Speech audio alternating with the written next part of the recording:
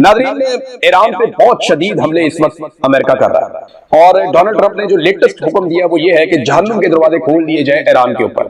उसकी वजह ये है कि उर्दन में अमेरिका का एक फौजी लापता हो गया, 2 फौजी मारे गए हैं और चंद फौजी उसके जख्मी भी हो गए हैं। उर्दन में ईरान ने बड़ी कामयाबी के साथ अमेरिकी बेसिस को या जहां पे अमेरिकन इंस्टॉलेशन का उनको निशाना बनाया और ईरान को ये लगता है कि उर्दन में अगर वो सफाया कर देता है एयर डिफेंस सिस्टम का तो फिर इसराइल को निशाना बनाना आसान हो जाएगा। अमेरिका को ऐसा लगता है और उनके अखबार ये लिख रहे हैं कि रूस और चीन शायद ईरान की मदद कर रहा है। वो तो दावा कर रहे हैं कि वो मदद हो रही है, क्योंकि जितना एक्यूरेट ईरान मारता है ना, इतना एक्यूरेट कोई मार नहीं सकता। इतने एक्यूरेट निशाने का मतलब ये है कि उन्हें बड़ी शानदार इंफॉर्मेशन मिल रही है जिसकी बुनियाद के ऊपर वो ताक ताक कर हमले कर रहे हैं। अब एक और बात जो ईरान ने कही है वो बड़ी खौफनाक है। ईरान ने कहा जनाब के फौरी तौर पे जो दुबई है वहां से लोग निकल जाए जब तक वहां के हवाई अड्डे काम कर रहे हैं, और ये भी बताया कि लड़ाई बढ़ जाएगी और अगर ये लड़ाई नहीं रुकती तो जितने लोग निकल सकते हैं दुबई से वो निकल जाएं। ये ईरानी सिक्योरिटी फोर्सेस की जानिब से कहा गया। अब ईरान जवाबी हमले कर रहा है और अमेरिका ने ईरान में बहुत सारा जो इंफ्रास्ट्रक्चर है वो तबाह कर दिया। मवासलाती निजाम ईरान में बुरी तरह तबाह किया है। ट्रांसमिशन को जो है वो निशाना बनाया अमेरिका ने और बहुत तबाही फेरी है, यानी बहुत सारे पुल तबाह कर दिए, बहुत सारे रास्ते मुनक़ता कर दिए हैं। तो ईरान को भी भारी नुकसान हो रहा है। उन्होंने अपने नुकसान की कुछ डिटेल जारी की हैं जहां पे उनके सिविलियंस ईरान के जाबाज हुए हैं।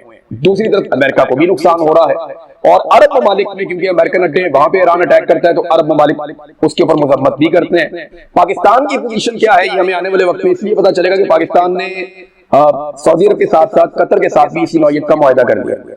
अब इन दोनों मुल्कों की सिक्योरिटी की जिम्मेदारी पाकिस्तान ने उठा ली है और पाकिस्तानियों को नहीं पता कि हमने क्या मुआहदा किया है। यानी पाकिस्तानी कौम ने अपने खून पसीने की कमाई से जो एक फौज तैयार की अपने दिफा के लिए, पाकिस्तान में खून की नदियां बह रही हैं और वो फौज सऊदी अरब और कुवैत का दिफा करेगी, कतर का दिफा करेगी या अरब ममालिक का दिफा करेगी। चीनी जहाज यहाँ से गुजरते हैं, उनको छेड़ने की कोई जरूरत भी नहीं कर सकता और चाइनीज बहुत ताकतवर है। ना अमेरिका उनको छेड़ने की जरूरत करता है, ना कोई अरब मुल्क उनको छेड़ने की जरूरत, कोई छेड़ते नहीं। इसराइल भी पंगे में नहीं आता।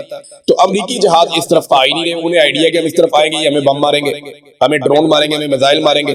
तो एतमाद खत्म हो रहा है अमेरिका के ऊपर आलमी सतह पे कि अमेरिका की वो बालादस्ती रही नहीं, वो चौधराहट रही नहीं जो किसी दौर में होती थी। अब 10 दिन की इस लड़ाई में अमेरिका का पैसा भी बहुत तेजी से खर्च हुआ। मैंने आपको बताया था कि शुरू के 48 घंटों में अमेरिका ने $5 अरब से ज्यादा फूंक दिया था। इतना हथियार अमेरिका ने इस्तेमाल किया था और अब 10 दिन की लड़ाई में अमेरिका ने $11 अरब जाया कर दिए इस लड़ाई में। बम मार मार के हथियार इस्तेमाल कर करके $11 अरब अमेरिकी डॉलर, ये बहुत बड़ी अमाउंट है, ये जनाब अमेरिका ने जाया कर दिया। इसके अलावा जो और कुछ जाया हुआ वो खलीजी ममालिक के पैसे अलग जाया हो रहा है। इसराइल का अलग माली नुकसान हो रहा है, कारोबार का अलग नुकसान हो रहा है, तेल की तरसील बंद है और वो लगातार नुकसान में जा रहा है। फिर इसराइल के अंदर और खलीजी ममालिक के अंदर जो इंफ्रास्ट्रक्चर की तबाही हुई है और जो अमेरिका का बहुत बड़ा फौजी इंफ्रास्ट्रक्चर तबाह हुआ वो नुकसान अलग है। यानी ये इतने अरबों डॉलर हैं कि इतनी छोटी सी लड़ाई में कमर तोड़ के रख दी है ईरान ने इन सब की, अपने मुखालिफिन की खास तौर पर। इसमें अमेरिका की मिथ टूट गई। इसराइल के अंदर जो नुकसान हुआ ईरान ने ये भी कहा अगर आप हमारा इंफ्रास्ट्रक्चर तबाह करेंगे तो हम भी करेंगे। यानी ईरानी बैंक के ऊपर जब हमला किया गया अमेरिका की जानिब से तो उसके बाद ईरान ने स्टेटमेंट जारी कर दिया है कि अमेरिकी बैंकों से और दफातर से शहरी अपने आप को अब दूर रखें, क्योंकि अब हम अमेरिकी बैंकों और उनके दफातर को निशाना बनाएंगे, क्योंकि उन्होंने हमारे बैंक के ऊपर अटैक किया और तमाम शहरियों से गुजारिश है कि वो इन बैंकों से 1 किलोमीटर दूर रहें। ये ईरान कह रहा है। इसका मतलब ये है कि ईरान हर वो चीज जो अमेरिका से ताल्लुक रखती है इस रीजन में वो बदले के तौर पे तबाह कर। अब ईरान के पास तो उतना वसाइल नहीं है, ना वो इतना तरक्की याफ्ता है कि आप उसका बहुत ज्यादा नुकसान करें, लेकिन जो नुकसान ईरान बदले में कर रहा है वो बड़ा खौफनाक है। ईरान के साथ जंग में सैटेलाइट तस्वीरों के मुताबिक कम से कम 17 अमेरिकी मुकामात को नुकसान पहुंचाया गया। ये न्यूयॉर्क टाइम्स के अंदर बाकायदा तस्वीर के साथ, सैटेलाइट तस्वीर के साथ, सबूतों के साथ ये खबर छापी गई है। और एक तज्जिये के मुताबिक जो तस्दीक शुदा सैटेलाइट तस्वीर है उसके ऊपर मबनी ये तज्जिया है, वो ये बताता है कि ईरान के साथ जंग शुरू होने के बाद मशरिक वस्ता में अमेरिका के कम से कम 17 अड्डे, यानी फौजी अड्डे और सफारती और फिजाई दिफाई मकामात को नुकसान पहुंचाया गया है ईरान की जानिब से। अब ये वो चीजें हैं जो अमेरिका एक्सपेक्ट नहीं कर रहा था, लेकिन अब हो रही है। क्या कर नाज़रीन, एक चीज और, अमेरिका का फौजी नुकसान कितना हुआ इसके ऊपर ना इबाम है। ईरान कहते हैं जी बहुत बड़ी तादाद में फौजी नुकसान हो गया, वो सैकड़ों की तादाद बताता था, लेकिन अमेरिका पहले बहुत कम तादाद बता रहा था। अमेरिका कह रहा था जी 7 फौजी हलाक हुए हैं, 8 फौजी जख्मी हुए हैं। لیکن اب ایک لیٹسٹ انفارمیشن آئی ہے، ایک فہرست جاری ہوئی ہے جس میں بتایا گیا کہ امریکہ کے 150 فوجی جو ہیں وہ زخمی ہوئے۔ اب اگر زخمیوں کی تعداد اتنی زیادہ بتائی جا رہی ہے، جس میں کہا جا رہا ہے کچھ کی حالت کریٹیکل ہے، یعنی وہ خطرے میں ہے، تو اگر یہ اتنی بڑی تعداد بتائی جا رہی ہے تو پھر جو فوجی امریکہ کے مارے گئے ہیں ان کی تعداد بھی درست نہیں بتائی جا رہی، پہلے چھپائی جا رہی تھی، اب آہستہ آہستہ چیزیں سامنے آ رہی ہیں۔ ناظرین، اسرائیل کے سابق وزیر اعظم نے اگلی لڑائی کا اندیا بھی دے دیا کہ اگلی لڑائی ہم نے کس کے ساتھ لڑنی ہے۔ انہوں نے کہا جی اگر اردگان اسی رستے پر چلتے رہے تو ایران سے نمٹنے کے بعد ہمیں ترکی سے بھی لڑنا پڑ سکتا ہے۔ اور وجہ کیا بتا رہے ہیں وہ کہ شیعہ سنی اتحاد قائم کیا جا رہا ہے کہ شیعہ اور سنی کے بیچ میں جو ایک ڈیوائیڈ تھی، جو ایک تقسیم تھی، ترکی اسے ختم کرنے کی کوشش کر رہا ہے۔ ابھی ترکی کے صدر نے بیان بھی دیا تھا کہ بھائیوں کو آپس میں نہیں لڑنا چاہیے اور ہمیں فساد میں نہیں پڑنا چاہیے۔ یہ بات ترکی کے صدر اردگان نے بھی کی اور قطر کے سابق امیر نے بھی کی، وزیر اعظم سابق جو ہے انہوں نے بھی یہ بات کی۔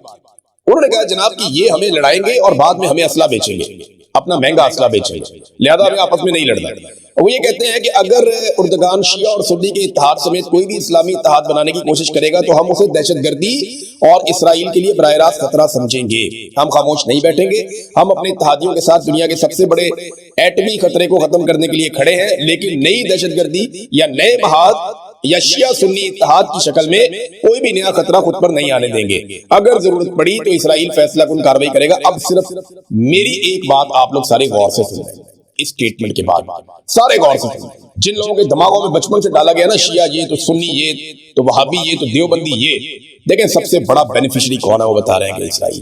وہ خود بتا رہا ہے کہ شیعہ سنی اتحاد نہیں ہونا چاہیے، ان میں لڑائی لگی رہنی چاہیے، ان میں نفرت کا بیج جو بویا گیا ہے اس کو پنپنا چاہیے۔ وہ شیعہ اور سنی فساد کا فائدہ اٹھاتا ہے، اور اب یہ بات ہر شیعہ کو اور ہر سنی کو سمجھنی چاہیے کہ لڑنے کا کیا فائدہ ہے، آپس میں اتحاد بھائی چارہ ہونا چاہیے اور پیار محبت سے رہنا چاہیے۔ لڑائی جھگڑا جو ہے وہ کسی کے بھی حق میں نہیں ہے۔ اور مجھے تکلیف پتہ کس بات کی ہے، وہ اس بات کی نہیں ہے وہ پولیٹیکل لیڈر ہے، وہ متنازع ہو گیا، کچھ بھی آپ کریں، لیکن یار وہ کرکٹ کا سب سے بڑا لیجنڈ ہے۔ اس کے مخالفین بھی اس بات کو مانتے ہیں کہ اس سے بڑا کرکٹ کا لیجنڈ اور کوئی نہیں تھا، نہ اس سے بڑا کوئی نام ہے۔ دنیا کے جب ٹاپ کھلاڑیوں کے نام آپ اٹھاتے ہیں تو بیچ میں عمران خان کا نام ضرور آتا ہے۔ یار اس آدمی کی تصویر تو آپ کو آنر سمجھ کے لگانی چاہیے، اس کی تصویر تو آپ کو ہر حال میں لگانی چاہیے۔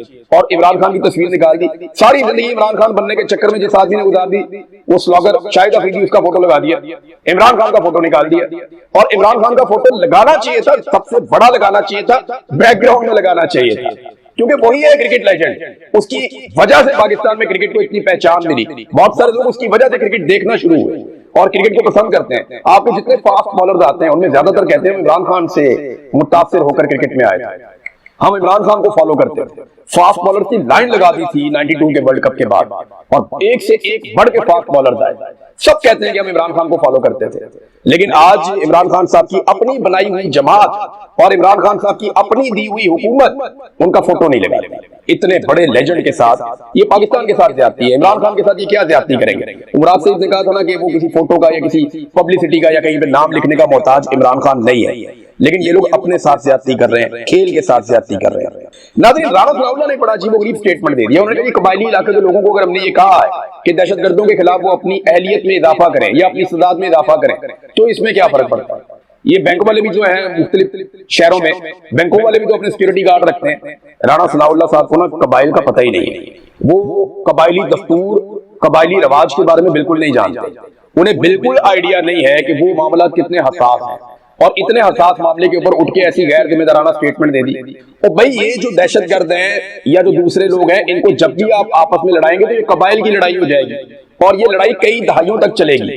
بے شمار جو دہشت گرد ہیں ان کا تعلق انہی علاقوں سے ہے، وہ انہی میں سے کسی قبیلے کا ہے، کوئی کسی قبیلے کا ہے، کوئی کسی قبیلے کا ہے، کوئی محسود ہے، کوئی وزیر ہے، کوئی کچھ ہے۔ ان کے نام آپ دیکھیں نا، ان کی قوموں کے نام ساتھ لکھے ہوئے ہیں۔ آپ قبائل کے بیچ میں لڑائی کروا دیں گے، وہ لڑائی کئی دہائیوں تک چلتی رہے گی۔ یہ لڑائی نہ ہو اس لیے نیوٹرل ادارے بنائے جاتے ہیں کہ جہاں پہ کوئی آدمی قانون کو ہاتھ میں لے گا، جرم کرے گا، اس کو ادارے سزا دیں گے۔ قبائل کو آپس میں نہ لڑایا جائے، اس لیے قبائل کے بیچ میں ایک ایسی فورس قائم کی جاتی ہے جسے کہا جاتا ہے کہ لا انفورسمنٹ ہے، یہ امن و امان کو قائم کرے گی۔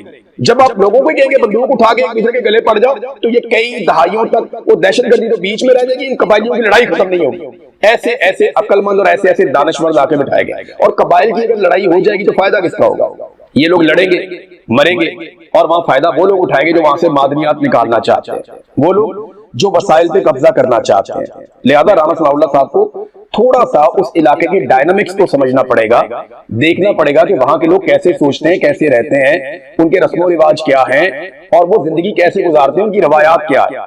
वो लड़ पड़ेंगे फिर आप छुड़ा भी नहीं पाएंगे। वो आपके गले पड़ी हुई है ना एक लड़ाई पारा चनार वाली, वो छूटती नहीं है। आप उसको कभी कुछ नाम देते हैं, कभी कुछ नाम देते हैं, कभी कुछ नाम देते हैं, लड़ाई नहीं छूटती। लिहाजा लड़ाई बढ़ाने की बजाय गवर्नमेंट का काम ये नहीं होता कि वो फ्यूल तैयार करे कि तुम हथियार उठा लो, तुम भी उठा लो, तुम भी उठा लो, एक दूसरे को मारो। नहीं, ये सरकार का काम नहीं है। सरकार का काम है रिट ऑफ द गवर्नमेंट कायम करना। वो जो बलूचिस्तान के अंदर धरने के मुतासरीन ने मुतालबात किए थे वो सरकार का काम है।